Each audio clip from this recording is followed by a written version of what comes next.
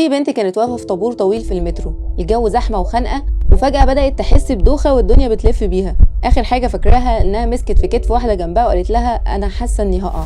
بالفعل وقعت على الأرض وفقدت الوعي. تفتكر لو حصل كده معاك هتعمل إيه؟ هتنام على الأرض؟ هتشرب حاجة؟ هتصرخ؟ في اللحظة دي جسمك بيحاول يبلغك إن في حاجة غلط، فإزاي تفهم إشاراته وتتصرف قبل ما تفقد وعيك؟ ولو حصل فعلا إزاي تتعامل بعد ما تفوق؟ وعشان كده خلونا نعرف مع بعض بالظبط تعمل إيه لو فقدت الوعي. فقدان الوعي مش دايما بيكون بسبب حاجة خطيرة، بس الطريقة اللي بتتصرف بيها قبل وأثناء وبعد الإغماء ممكن تحميك من إصابة أو إن حالتك تتدهور. فعشان كده محتاجين نعرف تعمل إيه لو بدأت تحس بفقدان الوعي. أول حاجة، لو حسيت بدوخة ما تحاولش تقاوم. الناس دايما بتحاول تبان قوية في المواقف دي. لما بتحس بدوخة تقولي لنفسك أنا كويس هفوق بعد شوية، بس الحقيقة إن المقاومة ساعات بتكون هي اللي بتوقعك وبتخليك تدخل في مشاكل كبيرة جدا. أول علامات فقدان الوعي بيبدأ الجسم يبعت إشارات واضحة، بتحس إنك مضغوط فجأة، مش شايف بوضوح، صوت الناس حواليك بعيد، إيديك بتترعش، قلبك بيدق بسرعة، نفسك مش منتظم. كل دي إنذارات بتقولك الجسم بيواجه حاجة مش طبيعية. ففي ناس كتير لما بتحس بده بتحاول تثبت مكانها أو تكمل وقفة عادي عشان ما يبانش عليها حاجة،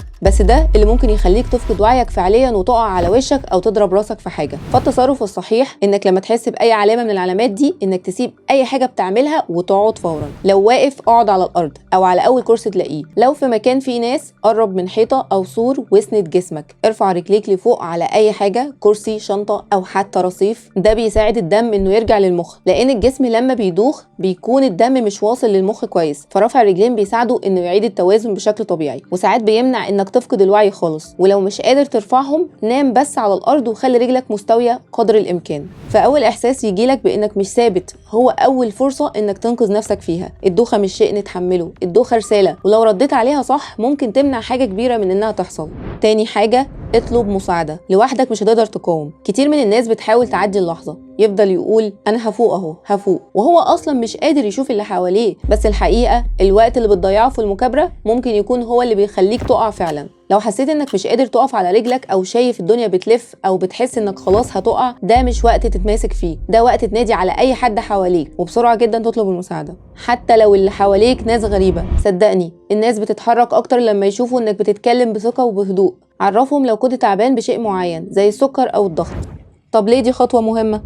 لأنك ممكن تنقذ نفسك بس بمساعدة بسيطة جدا من اللي حواليك، زي كرسي أو سند على الحيطة أو حتى مجرد إن حد يمسكك لحد ما تقعد. كمان لو فقدت الوعي بعد ما طلبت المساعدة أو لو مصاب بالسكر، حد يديك أي حاجة مسكرة، فالناس هتبقى واخدة بالها وهيلحقوك أسرع بدل ما تقع فجأة من غير ما حد يفهم إيه اللي حصل. واللي بيحصل أحيانا إن في ناس بتتكسف تطلب وبتقع فجأة، وساعتها كل اللي حواليهم بيتلخبطوا، هو أغمى عليه ليه؟ هو عنده حاجة في القلب ولا عنده سكر؟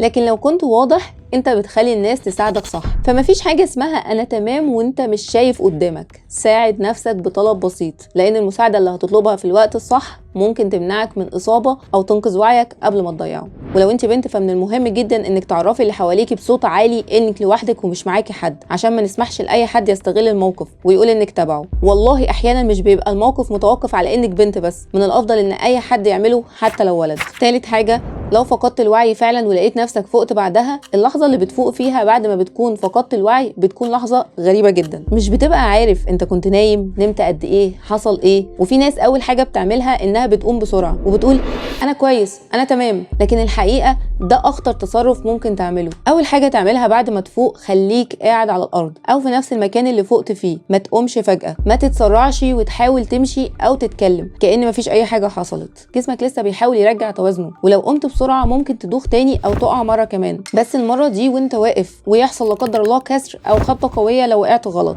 طب المفروض تعمل ايه؟ اقعد وافرد رجليك قدامك، خد نفس عميق وحاول تهدى. لو معاك ميه اشرب شويه صغيرين. لو حد حواليك اساله انا وقعت قد ايه، حصل ايه وانا مغمى عليا. الاسئله دي بتساعدك تفهم حجم الموقف وهل انت محتاج طوارئ ولا لا. وفي كل الاحوال من الافضل دايما انك تلجأ بعدها لطبيب عشان تفهم كان ايه السبب بالظبط. لو حسيت بدوخه مستمره، زغلله في العين، تنميل في الاطراف، خفقان شديد، الم في الصدر، او مش فاكر حصل ايه، ساعتها مفيش تفكير، لازم تروح المستشفى فورا.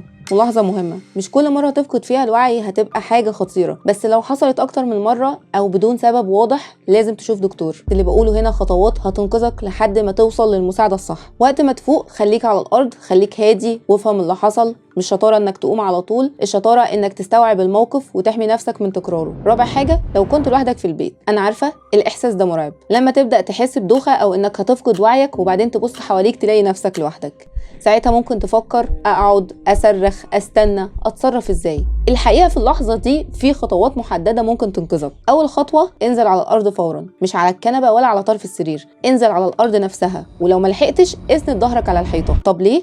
لانك لو فقدت وعيك فعلا هتقع مكانك بامان من غير ما تتخبط في سن حاجه او تقع من مكان عادي. بعد ما تقعد حاول تتواصل بسرعه باي حد، افتح موبايلك فورا، ابعت لاي حد قريب منك، انا حاسس بدوخه شديده، لو اتصلت بيا تاني وما لقيتنيش برد تعالى لي فورا. ممكن تبعت لحد من اهلك او جيرانك، او حتى تسجل فويس بسرعه وتحطه في جروب العيله، او تتصل وتقول جمله واحده قبل ما تبقى مش قادر تتكلم. كل ثانيه هنا مهمه. خطوه ذكيه جدا لو لحقت تعملها، افتح باب الشقه بالمفتاح. ايوه دي خطوه صغيره بس عبقريه، لان لو فقدت وعيك اي حد هيجيلك يقدر يدخل بسهوله من غير ما يكسر الباب. والاجمل انك لو تقدر تخبط على باب اي حد من الجيران حتى لو ما تعرفوش، واقعد مكانك فورا وقول له انك حاسس انك دايخ. ولو عندك حاله طبيه معروفه زي السكر او الضغط او السيوله او قلب، خلي دايما كارت او نوته صغيره فيها بياناتك، او لو بتلبس سوار طبي فيه حالتك خليك دايما لابسه، ده بيساعد اي حد يدخل يقدم لك المساعده الصح. فلو لقيت نفسك لوحدك والدوخه بدات، مفيش وقت للتردد، اقعد، اسند، بلغ اي حد، وافتح الباب. خطوات بسيطه ممكن تنقذك من موقف خطير. خامس حاجه، حاجات ما تعملهاش ابدا لو حسيت انك هتفقد الوعي. ما تشربش ميه وانت نايم على ظهرك. في ناس اول ما بتفوق او بتحس انها دايخه شويه بتطلب ميه، بس بتشربها وهي نايمه على ظهرها او لسه مش مستقره، ده ممكن يخنقك او يدخل الميه في مجرى التنفس. فاستنى لما تبقى قاعد كويس وبعدها اشرب بالراحه. ما تطنش وتحاول تكمل يومك كأن مفيش حاجه حصلت. كتير مننا بيفوق بعد الاغماء ويقول انا تمام، خليني ارجع اكمل شغلي او اروح مشواري. بس لو معرفتش سبب الاغماء انت كده بتعرض نفسك لحصوله تاني، بس يمكن الوقت ده يكون اصعب او في مكان اخطر. لو حصلت لك الحاله لاول مره او اتكررت لازم تروح لدكتور وتشوف السبب على طول. ما توقفش وتقول انا تمام. اكتر غلطه بنعملها لما بنحس بدوخه بنحاول نتماسك، نفضل واقفين ونقول لنفسنا هعديها انا جامد، بس الحقيقه الوقوف وانت مش ثابت ممكن يخليك تقع وتخبط دماغك في الارض، وقتها الاصابه ممكن تبقى اخطر من الاغماء نفسه. ما تسوقش او تمشي لوحدك بعدها على طول. الناس بتفوق وتقول انا هروح لوحدي خلاص، لكن ممكن ترجع الدوخه في اي لحظه. فالافضل تستنى حد يوصلك، او على الاقل تمشي وسط ناس، او تبلغ حد انك لسه مش مستقر، او تستنى حد تعرفه يجيلك يساعدك. ما تستسلمش للرعب. الاغماء بيخوف، ده حقيقي، بس التصرف بخوف هو اللي بيخلي الموقف اسوأ. كل ما كنت هادي كل ما عرفت تحمي نفسك بجد. ساعات اللي ما بتعملوش اهم بكتير جدا من اللي بتعمله، والمواقف دي ما ينفعش فيها نخاطر، لان الجسم لما بيبعت انذار مش محتاج تطنشه، محتاج تفهمه وتتصرف صح. فقدان الوعي ممكن يحصل في اي لحظه، مش شرط تكون مريض، بس كل ما هتكون واعي باشارات جسمك وتتصرف صح كل ما هتقلل الخطر وتحمي نفسك. دي خطوات بسيطه ومهمه جدا ممكن تنقذك او تنقذ اللي حواليك لحد ما توصل للمساعده الصح.